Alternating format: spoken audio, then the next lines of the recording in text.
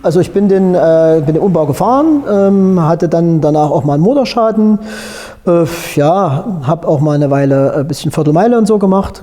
Und da hat natürlich auch einiges Schaden genommen, ist ganz klar, ne?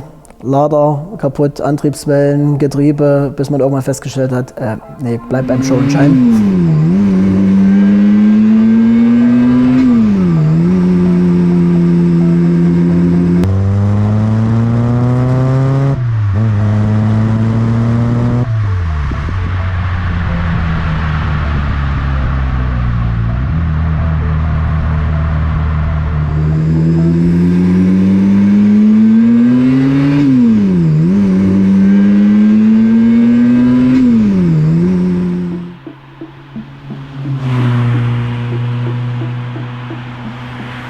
Das Auto ist jetzt schon viele Jahre so in dem Zustand, so wie er ist. Und er ist tatsächlich für mich so, wie ich ihn einfach perfekt finde, wie er mir gefällt. Und es ist jetzt für mich tatsächlich nur noch Wertehaltung und da wird, glaube ich, nichts Großes mehr passieren. Ich bin auch ganz ehrlich, nach 30 Jahren, wie gesagt, wann irgendwann geht es mal ganz schnell, hat man was verschlimmbessert? Auf gar keinen Fall. Und nein, er wird so bleiben, wie er ist. Vielleicht findet man mal für eine Saison mal ein Rad, was man mal Probe steckt, wo man vielleicht mal sagt, aber ansonsten jetzt irgendwas, Farben, Umbau, irgendwas, auf gar keinen Fall. Auf gar keinen Fall, weil das Auto mich einfach 30 Jahre begleitet. Der Großteil meiner bekannten Freunde und so weiter kennen mich durch das Auto, mit dem Auto. Und das ist einfach ein Teil von mir, weil es ist die längste Zeit einfach von mir und ich kann es mir gar nicht vorstellen. Also nein, der wird auch immer bei mir bleiben. Sauerkrauts, the authentic streetwear brand for petrolheads. Besuche unseren Online-Shop und finde dein Lieblingsstück.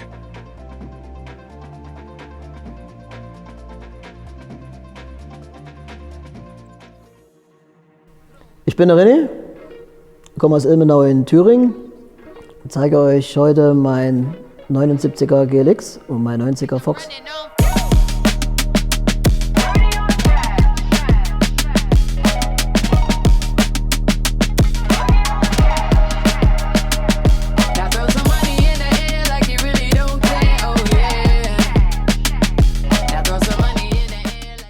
Das ist tatsächlich mein erstes Auto. Und zwar habe ich den jetzt genau exakt 30 Jahre. Ich bin 48. Und den habe ich hier im Ort gekauft, in einem Autohaus, was es mittlerweile schon gar nicht mehr gibt. Und dort stand er als 5-Jahreswagen, also als 5 Jahre altes Fahrzeug, wenn man sich das heute überlegt.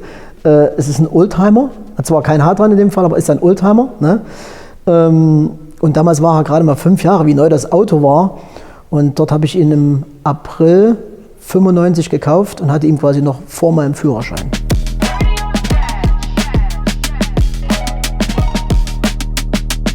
Das war ein Polo Fox, das war ja das ganz einfachste Kassengestell, das einfachste vom einfachsten mit weißen Streifen drauf, weiß-roten Radkappen. Hatte 19.000 Kilometer weg von dem alten Herrn, der hat das dort in Zahlung gegeben, das war ein Fiat-Autohaus. Und dort stand er und und den haben wir dann gekauft. Da waren noch Luftballons dran, weiß ich noch, wie ich den abgeholt habe. Meine Mutter dann irgendwie voraus, weiß gar nicht mehr, das irgendwie machen lassen.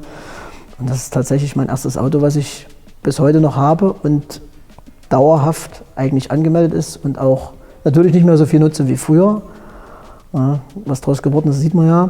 Aber es ist tatsächlich mein erstes Auto und es ist selbst für mich erschreckend, dass ich es 30 Jahre habe. Ich weiß noch ganz genau, wir haben das Auto an einem Freitag abgeholt, bei meinen Eltern in die Garage gestellt und Samstag früh, also den nächsten Tag, bin ich in die Garage gegangen und habe als allererstes die Schmutzfänger runtergebaut. mit dem Heißluftföhn die Zierstreifen abgemacht. Also es ging am nächsten Tag quasi gleich los. Und ich glaube, der erste Kauf in der gleichen Woche waren einfach Blinkerschalen für die Frontblinker vorne in der Stoßstange. Das war tatsächlich vom Lehrlingsgeld drin. Ne? Führerschein folgte erst ein paar Wochen später. Dass das natürlich 30 Jahre später oder so mal dadurch endet, auf gar keinen Fall. Aber dass er nicht Serie bleibt, ne? Und dass man es im Rahmen seiner Möglichkeiten anfängt, natürlich sich das zu individualisieren, das war von Anfang an klar.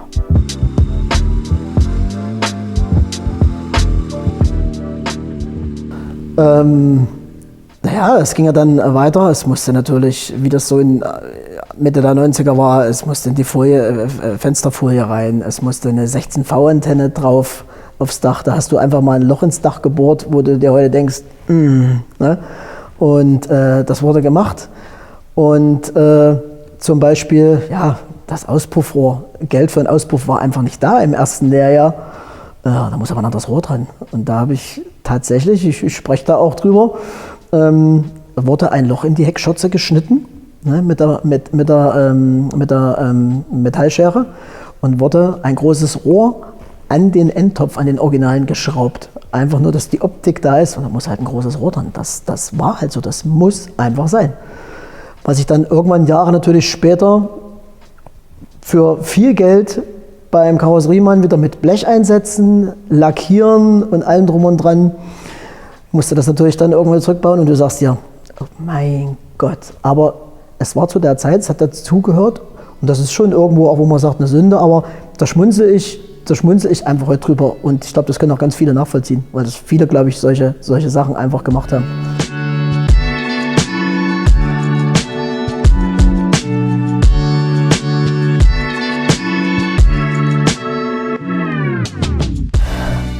Ja, dann gab es mal so Griffschalen aus GFK, die konnte man über die Türgriffe machen. Golf 1, Polo 2 und so, die haben ja die gleichen Türgriffe. Die hätte man drüber geklebt mit Scheibenkleber oder sowas, und dann sahen die so ähnlich aus wie ein Golf 3 Griff, so, die waren dann so ein bisschen breiter. Hab die damals in der VW-Szene Speed, das Internet gab es noch nicht, geschweige denn das Smartphone. Also da hat man nicht wie heute einfach nachgeguckt, und ach, das brauche ich, das sieht ja cool aus.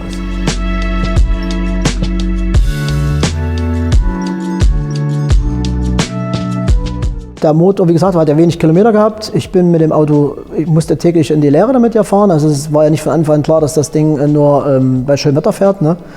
Wie es dann die letzten Jahre seines Lebens verbracht hat.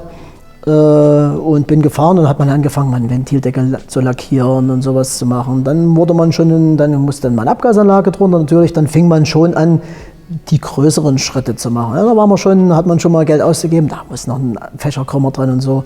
Und ist auch eine Nockenwelle reingekommen, Luftfilter, so die Kleinigkeiten, die man dann auch macht, Benzindruck angehoben und sowas. War dann auch mal auf dem Prüfstand, und der originale Motor, der 1.3er NZ 55 PS, der da mal drin war ich dann bei knapp 80 PS. Fuhr ganz gut, aber wie das immer dann so ist, ja, das reicht nicht, und nee, da muss ja noch was gehen, es muss mehr gehen. Und da ich halt in den Jahren ja viel Show und Schein, und die Treffen ja einfach viel, viel mehr waren wie heute. Auf jedem Treffen, ob groß oder klein, gab es Show- und Scheinwettbewerb, gab es Pokale. Und wenn du da einmal dabei warst, warst du so infiziert. Und deswegen sind ja auch ganz viele Sachen an dem Auto einfach, die wirklich aus dieser Zeit einfach noch stammen, wie die weißen Radläufe. Kein Mensch macht weiße Radläufe. Du musstest immer irgendwas bringen. Ne? Es ist immer auch eine gewisse Gemeinschaft, jeder kannte schon so die kommen nächstes Jahr bestimmt auch wieder, ach, der hat das. Und das war halt einfach so, und man wollte halt mit einem Pott nach Hause. Das war halt so. Und da musstest du dir irgendwas einfallen lassen. Da waren es zum Beispiel weiße Radläufe. Ne? Oder irgendwann habe ich gemerkt, ja, beim Punkteprotokoll, Serienmotor, daneben hat ein G40 zum Beispiel drin gehabt, oder Doppelweber oder so. Ja, das war schon was anderes. Und dann hat auch vom Leistung her und vom nicht mehr so, und dann war irgendwann klar, jetzt muss der große Step noch kommen. Der Motorumbau, muss ich dazu sagen, den habe ich nicht selber gemacht, den habe ich damals machen lassen. Das war aber beruflich bedingt. Ich habe damals LKW gefahren und war im Fernverkehr, bin alle 14 Tage nach Hause gekommen. Hatte das bei jemandem in Auftrag gegeben.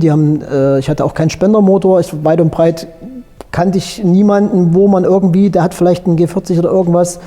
Und wie gesagt, es waren ja Zeiten, wo man nicht einfach das Handy aufmacht und bei Kleinanzeigen und ist den nächsten Tag hingefahren. Das war halt einfach nicht. Und da ist der Umbau mehr oder weniger gemacht worden. Und da sah das auch alles noch ein bisschen anders aus. Ne? Das ist natürlich dann über die Jahre natürlich nochmal verfeinert worden. Teilweise Sachen wurden nochmal komplett geändert. Ein Großteil wurde komplett geändert, weil sich auch vielleicht das ein oder andere Problem ausgestellt hat. Aber wie das immer so ist, kriegt man das mit der Zeit mit und mit den Kilometern. Und dann war klar, G40 muss rein und dann auch alles, was geht.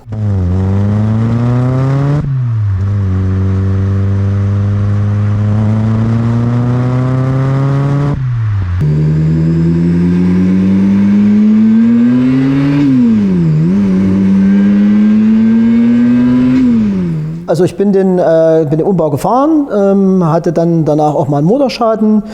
Habe auch mal eine Weile ein bisschen Viertelmeile und so gemacht. Gab es bei uns hier in Alkersleben, viele werden es noch kennen, das ist nicht weit. Da hat man mal sich an der Viertelmeile probiert. Auch heute noch ein großer Fan, bin da gerne und schaue da gerne zu und finde das stark, was da die Jungs und Mädels machen. Und da hat natürlich auch einiges Schaden genommen, ist ganz klar. Ne? Lader kaputt, Antriebswellen, Getriebe, bis man irgendwann festgestellt hat, bleibt beim Show und Schein. Und in dem Zug wurde dann auch mal was umgebaut. Lader hat eine Bearbeitung bekommen, anderen EEPROM-Chip und diese Sachen, Laderad. Also das, was man in dem Fall so machen kann, das ist dann auch gemacht worden. Selbst mit dem Auto selbst war ich jetzt final die letzten Jahre nicht direkt auf einem Prüfstand. Also genaue Leistung kann ich nicht geben. Die Bauteile direkt kann ich ziemlich exakt alles aufzählen. Aber auf dem Prüfstand war das Auto jetzt die letzten 10, 15 Jahre nicht. Sollte aber mit den Bauteilen, also 150 PS sollte haben.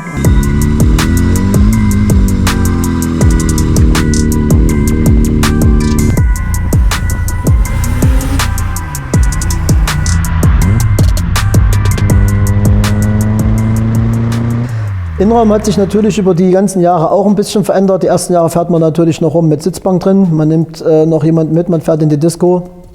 Dann wurden die Treffen immer mehr. Die ersten Golf 1, man nimmt das wahr, Käfig, Bügel, ja, cool, geil. Das fetzt, das brauchst du auch. Ne?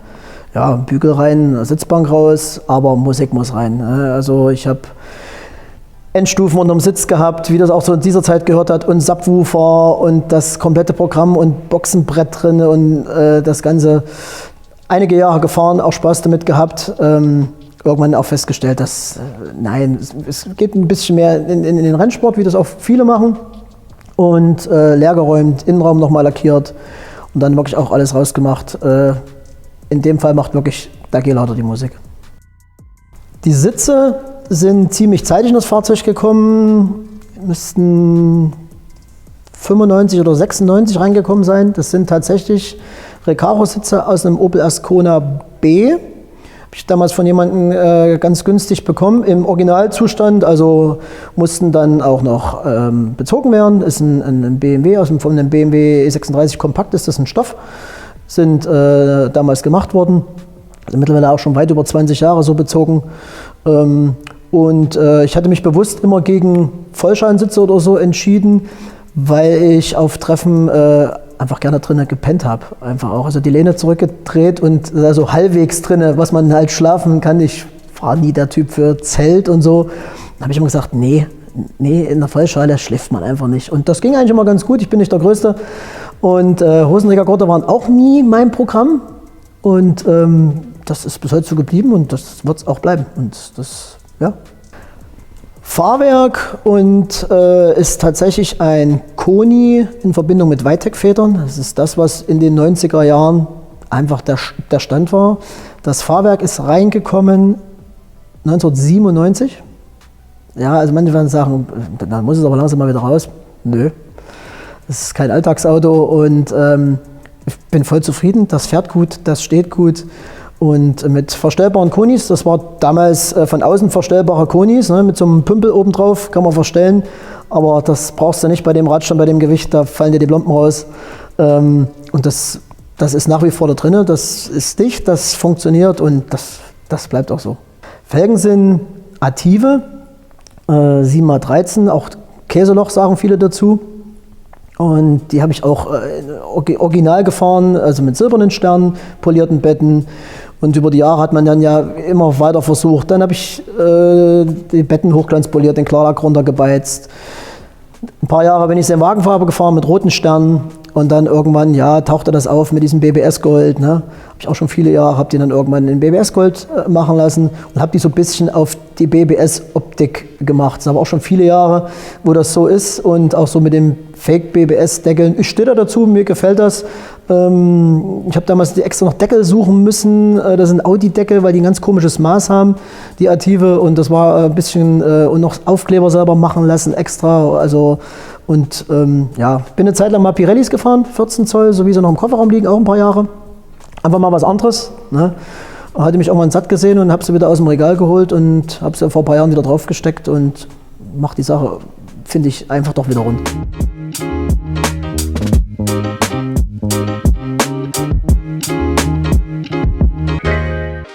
Die Lippe, also das G40-Schild ist tatsächlich Zweier G40. Ne? Es gab ja auch den 2F, das Nachfolgemodell, gab es ja unzählige G40 als G40 und der Zweier, der 86C, den gab es ja nur limitiert als G40. Es gab ja die bekannte erste Serie und die zweite Serie, ne? Einmal 1000, einmal 5, also einmal 1000 Stück, einmal 500 Stück. Und die hatten explizit dieses Grill-Logo. Und die Frontlippe ist tatsächlich eine von diesen 1500 Stück. Die gab es nur bei denen. Deswegen, die ist geschlitzt, weil da der Ladeluftkühler dahinter sitzt. Ja.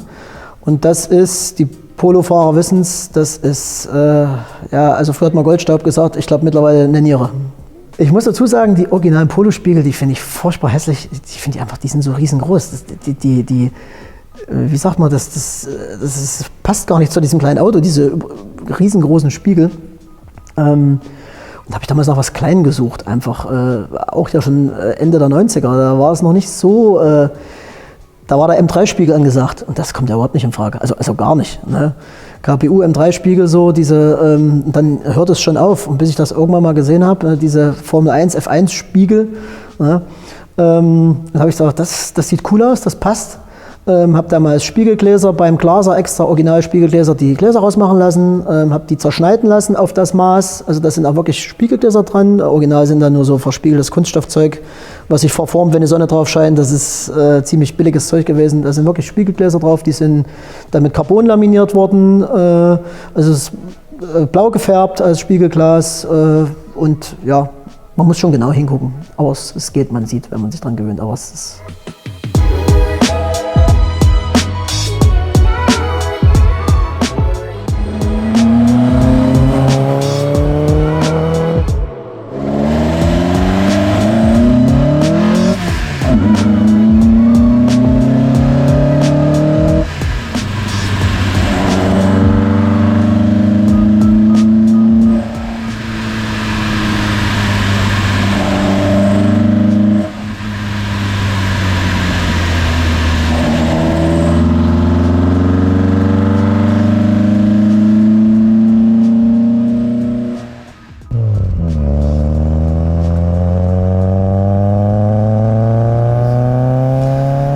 Der Golf 1 ist tatsächlich ziemlich verrückt in mein Leben gekommen und eigentlich zu einem ziemlich ungünstigen Zeitpunkt, wenn man das tatsächlich so sagen kann. Wir hatten ein Haus gebaut, die Bagger standen noch im Garten und alle so meine bekannten Freunde, die mich schon viele Jahre kennen und so, die wussten so im Hinterkopf, weil ich immer mal gesagt habe, oh, so ein Golf 1, das wäre schon nochmal was, ne? Wo ich ja viele Jahre in der Poloszene ja unterwegs bin, aber so ein Golf 1, habe ich immer gesagt, also irgendwann mal, so ein Golf 1, das wäre es schon nochmal. Ja, wie gesagt, und dann kam irgendwann eine Nachricht von einem Bekannten, du, pass auf, ich habe hier gehört, ein paar Orte weiter, da muss wohl ein Golf 1 in einer alten Fabrik stehen. Und das war es mit Informationen, nicht Zustand, nicht was, nicht wie, nicht wo, gar nicht. Dann habe ich damals zu dem auch gesagt, ich sage, oh du, das ist ja wie wenn Weihnachten der Kühlschrank kaputt geht. Ich sage, aber doch nicht jetzt. Ja, okay. Ja, wir quatschen mal. Ja, das hat mich natürlich nach dem Auflegen natürlich, lässt einen das dann nicht mehr locker gehen. Die Gedanken ratterten beim Gartenbau. Irgendwann habe ich eine Telefonnummer dann mal gekriegt und bekommen und ja, habe da ja einen wildfremden Mann angerufen und habe höflich gefragt, ob es sein kann, dass haben Sie einen Golf irgendwo bei sich stehen? Ne? Und man ruft ja nicht auf eine Anzeige an, sondern ja, hat er seinem Sohn geschenkt oder beziehungsweise vor einer ganzen Weile vermacht. Der ist total zerlegt und so und ja, wie ich da dran käme, habe ich das grob geschildert, wurde mir gesagt und ob man sich das mal angucken könnte. Ne? Also man hat schon gemerkt, es hat mich dann doch nicht losgelassen. Ja, da haben wir uns irgendwas ausgemacht irgendwann und dann bin ich mal hingefahren, vollkommen ohne auch irgendwelche, dachte ich, naja, im Zweifel guckst du dir das an und sag, mach das Garagentor wieder zu, nee. Ne?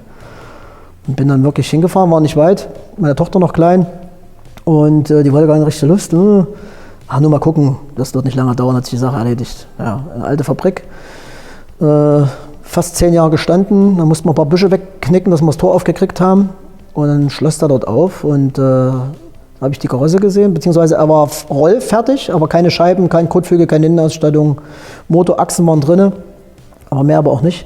Und da stand das Ding da mitten in der Halle. Und da habe ich schon gedacht, okay, ziemlich emotionslos erstmal, rumgelaufen, kleine Heckleuchten.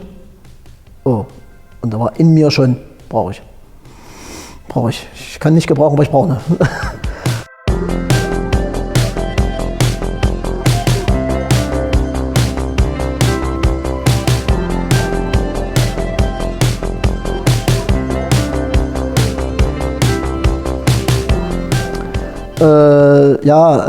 Preis sind wir uns dann auch einig geworden und ich hatte eine SR50 stehen, die schon ein paar Jahre nicht mehr gebraucht habe und die stand da so rum und ein ehemaliger Arbeitskollege, der hat das spitz gekriegt, hat gleich gesagt, was bist denn für den Roller? Ich sage, Mensch, brauche ich nicht. Sagte, ich gebe dir das und das und da sage ich, okay, ja, das bringt mich meinem Ziel ein wenig näher. Und genau so war es auch und wir sind uns einig geworden, der hat den Roller geholt und final habe ich noch ein paar Euro, 200 Euro draufgelegt und habt das geholt, in Teilen.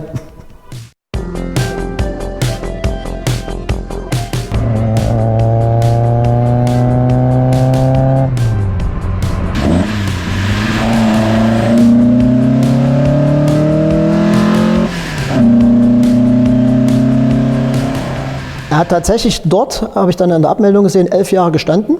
Dann habe ich ihn abgeholt und bei mir hat er dann nochmal 9 Jahre gestanden. Und in den 9 Jahren habe ich einfach Teile gesammelt, Geld gespart und habe dann angefangen, Lackierung, Blecharbeiten vorher, Lackierung. Und ja, also in den 9 Jahren war die längste Zeit, sage ich mal, Teile sammeln, Geld sammeln. Das ist original ein 1,5er, 70 PS JB. Der Brot- und Buttermotor da drinnen gewesen. Der ist auch da drinnen geblieben. Den habe ich ein bisschen aufgefrischt, ein bisschen gemacht. Das war auch, er stand erstmal nicht auf der To-Do-Liste. Es war klar, der wird gelackt. Der bekommt die Farbe wieder. Das ist die Originalfarbe, Manila Grün. Das war damals in der Scheune schon für mich klar, als ich die Farbe gesehen habe. Wenn es wird, dann wird es in der Farbe wieder. Der Motor war drinne, sollte auch erstmal drinne bleiben. Das war mir nicht so wichtig erstmal. Wurde nur schick gemacht. Anbauteile neu gelackt, geputzt natürlich. Und eine Abgasanlage wurde drunter gemacht, weil das einfach zum guten Ton gehört. Und habe ein paar Vergaser, nach ein paar Vergaser Ausschau gehalten, so ein paar Weber-Vergaser, die müssen halt einfach dran. Und bin 4 Jahre mit dem Motor dann gefahren. Also nach den 9 Jahren zugelassen, abgenommen alles und bin dann mit den Weber-Vergasern, der Abgasanlage und dem Originalmotor gefahren. Habe das alles selber bedüst und abgestimmt. Mit Hilfe natürlich auch von Freunden und habe dann auf dem Prüfstand 87 PS gehabt und das fuhr eigentlich schon ganz gut und bin 3 Saisonen damit gefahren. Ja, und dann wäre man ja eigentlich fertig gewesen. Ne? Das fuhr gut, das hatte eigentlich ausreichend Leistung für so ein leichtes Auto. Man wäre fertig gewesen, wenn man einfach mal ruhig sitzen bleiben könnte. Ne? Und das sah gut aus, aber naja, dann grübelt es ja schon wieder weiter. Man war ja fast fertig. Ja, was könnte da noch gehen? Weil die Vergaseranlage, die ist ziemlich selten da drauf. Das sind DCNF-Fallstromvergaser von Weber in Verbindung mit einer originalen Hartmann Motorsport-Ansaugbrücke. Und die muss definitiv wieder an den Motor passen, wenn es was gibt. Und dann kam nur ein GDI-Motor in Frage. Ne? Ich wollte keinen 16V, wie viele fahren. Ich mag einfach die Optik und so, das vom 8-Ventiler. Und da habe ich gedacht, okay, ein 1.6er GTI, das wäre cool, glaube ich. Wenn du mal über einen stolperst, kannst du das ja mal in Ruhe machen. Kannst du jetzt erstmal so weit fahren. Ja.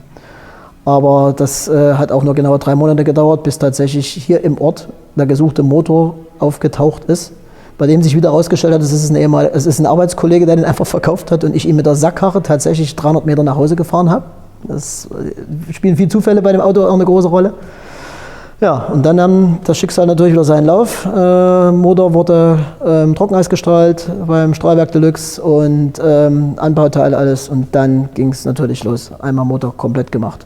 Rumpf ist alles Serie, also da wurde nichts geändert, wurde nur einmal alles aufgehübscht. Und dann hat man natürlich geguckt, die Vergaser nicht einfach stumpf dran, sondern Kopfbearbeitung. Wer macht noch sowas?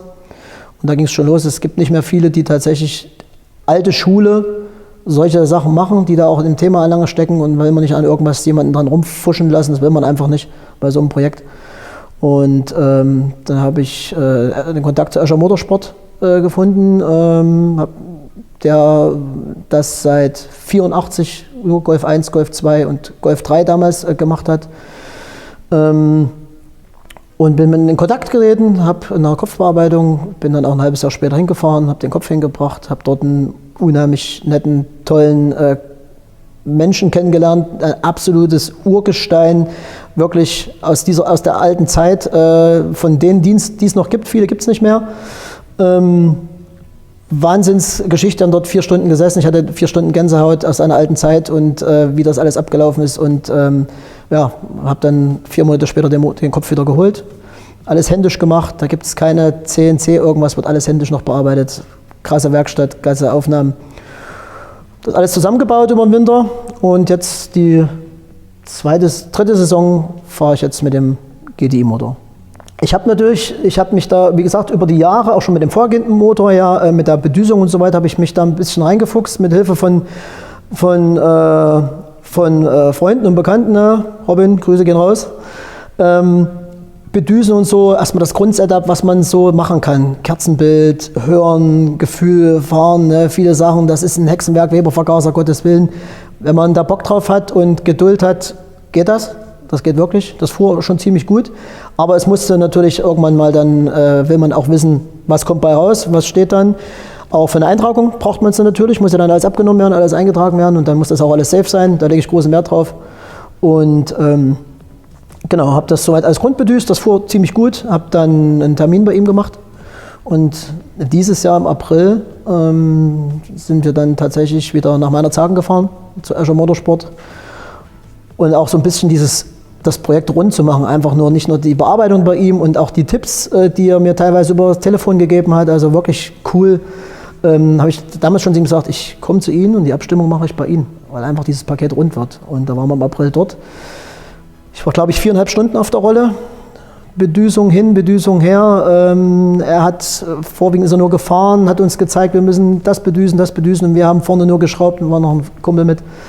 Und 4 Stunden auf dem Prüfstand und das schreit und du denkst, es guckt gleich unten oder was aus der Haube raus und es ist eine Mischung aus absolut geil und hoffentlich hält alles und bitte, weil sonst lädst du es auf dem Hänger auf und fährst es kaputt nach Hause. Es hat alles gehalten, es ist tatsächlich die Wunschleistung fast exakt aufs PS rausgekommen und es ist eine mega Arbeit gewesen, ein ganz toller Tag, den wir dort verbracht haben und dort leider erfahren haben, dass auch dieses Kapitel schließt. Escher Motorsport hat ich will jetzt nichts falsch sagen, nach 41 Jahren ist das Geschäftsschließung.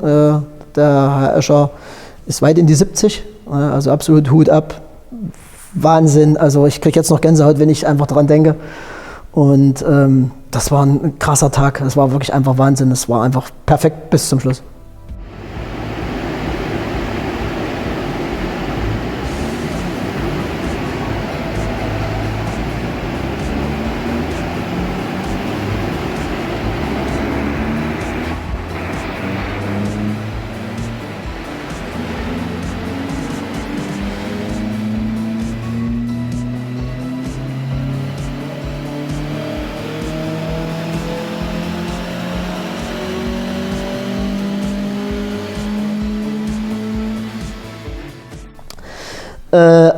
Innenausstattung, also mir war ganz wichtig bei dem Auto, es musste unbedingt das Pendant zum Polo werden. Beim Polo poliere ich seit über 20 Jahren und es war von Anfang an klar, nicht nur die Farbe, wie gesagt, sondern es muss das Pendant dazu werden. Ich will damit Frau und Kind, wir wollen Ausflüge machen, was da nicht so möglich ist.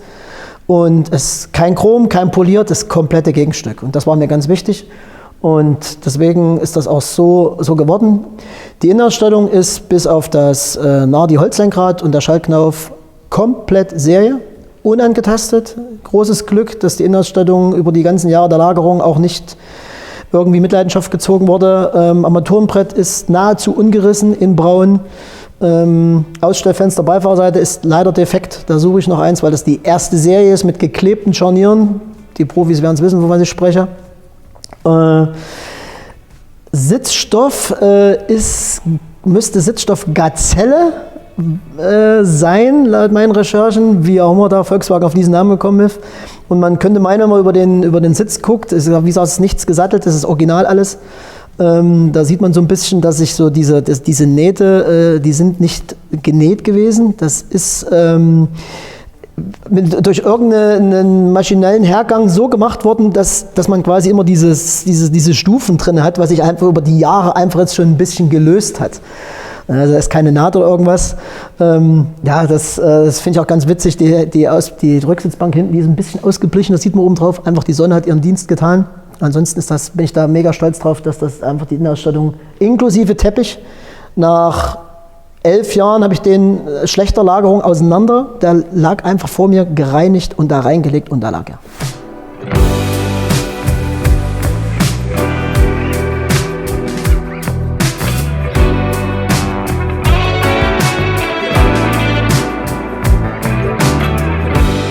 Felgen sind ACFA 7,5x16.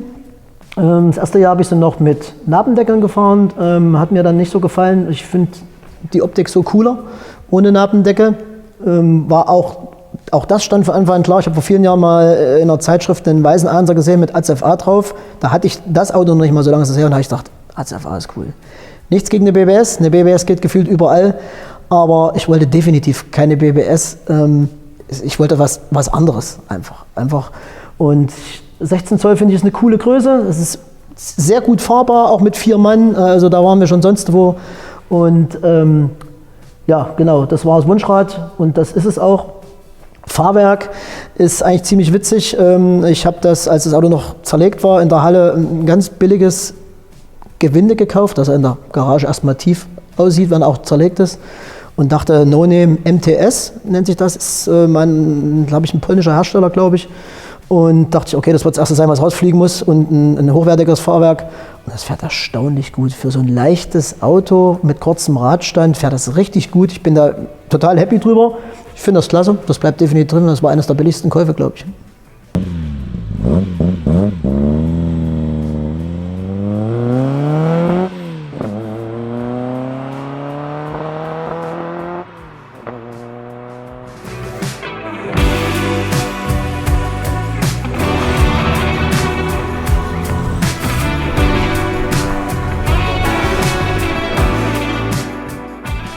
Ich bin tatsächlich auch mit dem Auto ziemlich happy, so wirklich wie er ist. Begeistert mich immer wieder, auch wenn ich es so sehe, wie er so dasteht und wie sie beide so dastehen. Ne? Das war ja auch von Anfang an in meinem Kopf so muss er aussehen. Auch da hätte ich gesagt, man kann vielleicht ja mal eine Felge stecken. Ja, da bin ich immer so hinterhergerissen, 17 Zoll, ja, nein, bei manchen sieht es cool aus, bei manchen nicht. Eigentlich ist das ja aber das Wunschrad. Ich sag mal so, ich glaube, es wird auch da nicht mehr viel passieren. Motor ist durch, das war jetzt das letzte große Ding, final. Ich glaube nicht. Ich glaube tatsächlich nicht.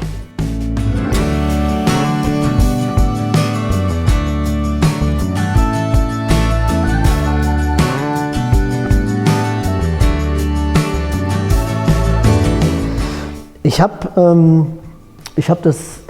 dieses Volkswagen-Zertifikat mir dann irgendwann, meine Frau hat mir das dann mal zu Weihnachten geschenkt und ich habe mich sehr darüber gefreut.